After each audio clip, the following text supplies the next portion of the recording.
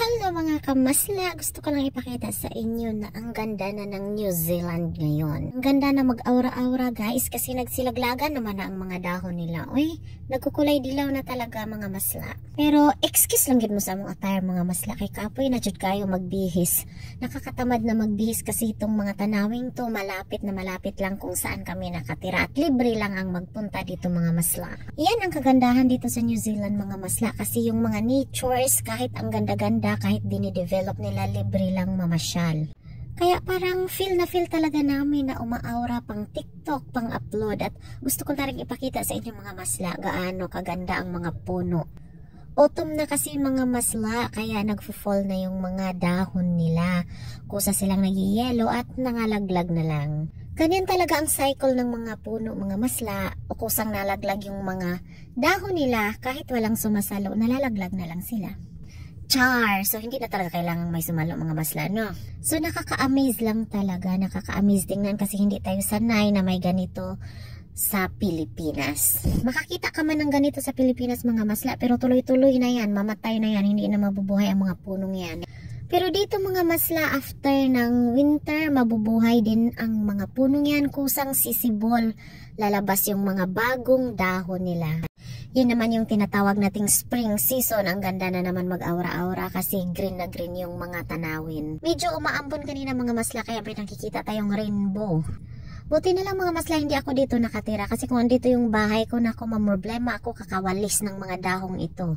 Pero in fairness mga masla nakaka-amaze ng tingnan ang mga kulay ng mga dahon. May orange, may medyo red, may dilaw, at saka yung iba brown, yung mga unang nahuhulog na dyan.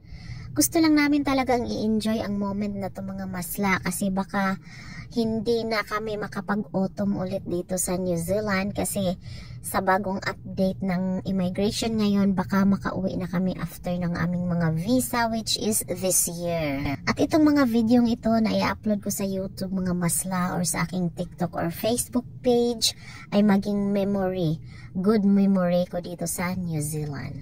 Isa ito sa mga dahilan kung bakit masabi kong hindi ko na pinagsisihan bakit ako napadpad sa New Zealand dahil nakakita na ako ng mga magagandang tanawin at may maraming lesson din akong na-learn sa bansang ito. Pero syempre mga masla, ilalaban pa rin namin sa panalangin na sana magbago pa ang patakaran ng immigration ng New Zealand at madagdagan pa ang stay namin dito sa New Zealand or makahanap kami ng permanent talaga na trabaho sa bansang to kasi mga masla iba talaga ang work and environment dito sa bansang ito. Ibang iba sa mga bansa na napuntahan ko na at pinanggalingan ko na. Napaka-balance talaga ang nature, ang work at saka ang family dito sa bansang ito mga masla. Iyan ang kakaiba. Kaya ayaw naming bumitaw, ilaban talaga namin ang bansang to sa panalangin. Pero kung hindi talaga para sa amin ang bansang ito mga masla, alam ko namang may ibubukas si God na bagong opportunity para sa amin. Kaya salig lang dyan mga masla. Just trust.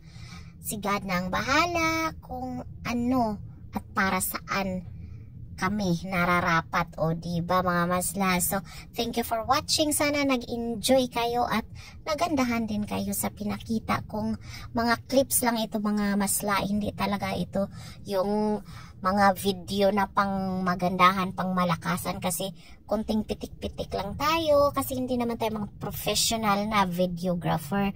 Thank you for watching. Please subscribe my channel sa hindi pa nakasubscribe.